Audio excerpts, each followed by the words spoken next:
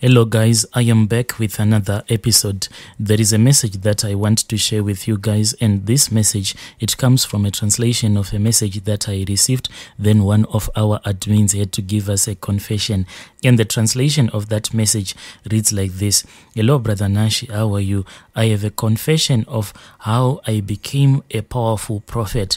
Even though I don't have a big church, I am actually worshiping in a church that is led by another powerful prophet. But most of the people that I attend church with, they don't even know that whenever I am standing in front of the congregation, whenever I am prophesying, I'll be prophesying using the spirit of a python. This thing, my brother, it did not start with me, but I come from a family that had very powerful traditional healers. And ours were not just regular traditional healers, those ones that just use herbs and do not have a lot of powers. In our family, we actually had one of our ancestors who was said to have sacrificed 3 of his kids. This oral history, when it was given to us whilst we were growing up, we were told that one of our ancestors, in the quest of him becoming the most powerful traditional healer,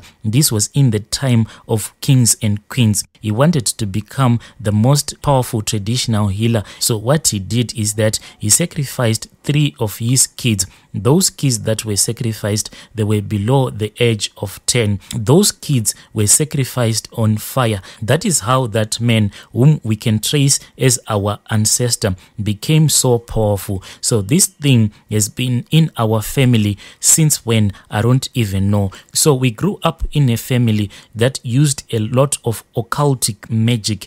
They were not your regular spirit mediums, but they were those dark spirit mediums that knew how to manipulate the forces of nature.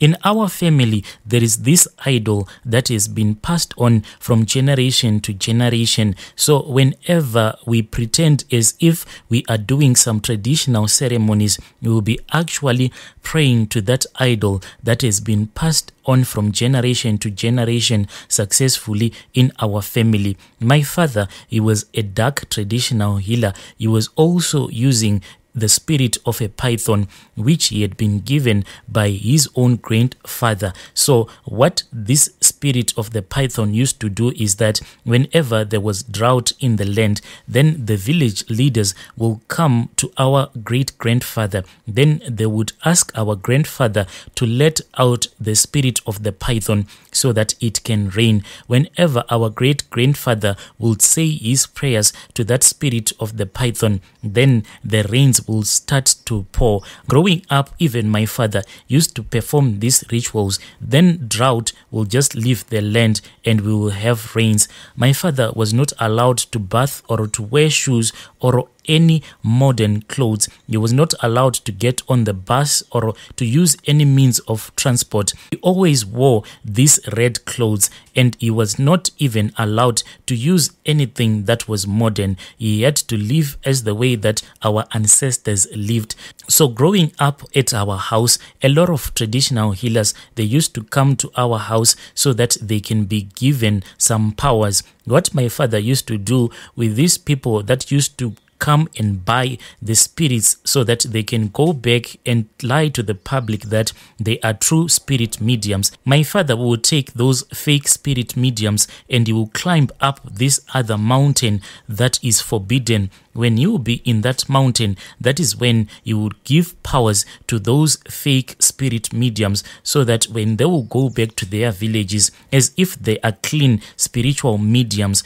My father used to do a lot of rituals in very dark caves. Those caves, my brother, that if you go to those caves, you can even find those paintings that we grew up reading in the history books. My father used to take me to some of those dark caves so that he can perform the rituals that he used to call rituals of old. Whenever my father will be performing those rituals in the dark caves, you could actually feel that there will be another spiritual presence, as if there will be people from other world that will be there dancing with my father. My father loved to do this thing whenever he will be in the mountain. So my father used to make a lot of money, because a lot of people, they actually believed that my father was a clean spirit medium, but they didn't know that my father was a dark spirit medium. So a lot of families, they would come to my father, and when they would have came to my father, they would ask for my father to help them communicate with their ancestors that he had gone by. Then my father would actually summon some other spirits that were not those people's ancestors that would have came to consult with my father. So a lot of people that used to come and visit my father, when they will go back to their villages thinking that indeed they have summoned and they have heard the cry of their ancestors, this was just a lie. They would have heard the cry of the spirits that used to stay with my father, those spirits that have been staying in our family for many generations. So my father then died. When my father died, I was then told that I could not become a traditional healer, even though my father used to take me wherever he would go so that he can show me the powers. In his heart, clearly my father had chosen me, but custom is custom. The elder boy in the family was supposed to take over the reins of being a powerful traditional healer. So our brother, the firstborn in the family, he was then chosen, and I was not chosen. But one night when I was dreaming, that is when I saw my father. He was wearing the same clothes that he used to wear when he was still alive. Then he started to undress himself, and he said to me, "Son, I have chosen you. Even though I have chosen you, others are not to accept you because you are young. They will say, how can a young man like this lead the whole family?" Because in our family, my brother, we are so many. As for the extended family, maybe we are somewhere around 200, maybe up to 250, because my father, he had a lot of wives, and his father before him, he had a lot of wives. So we are like a big clan. So my father said that, "I am afraid that if I hand this over to you, then no one is going to accept you." My father then told me that he was going to give me another gift, which I was going to use in a way that none of my ancestors had used it before. He told me that I was supposed to go and give my life to Christ, but after I had given my life to Christ, I was not supposed to throw away my ancestors. Rather, I should speak with my ancestors so that they can help me to heal other people in church. They can help me to prophesy and to assist people just as the way that they used to assist people whilst they were alive. So that ceremony, my brother, after I had told my mother, it was then done on me, and then I was allowed to go and convert into Christianity. That is how I became a Christian. After my father's burial, I had to move out and go to the city. When I had gone to the city, I started to work. When I was working, there was this other church which was in the neighborhood where I was staying in town. I went there, my brother. After the pastor had preached, there was an altar call. When there was an altar call, I went in front and I said that I wanted to give my life to Christ. But I didn't confess anything. I just said that I was tired of being a sinner. I wanted to be a Christian.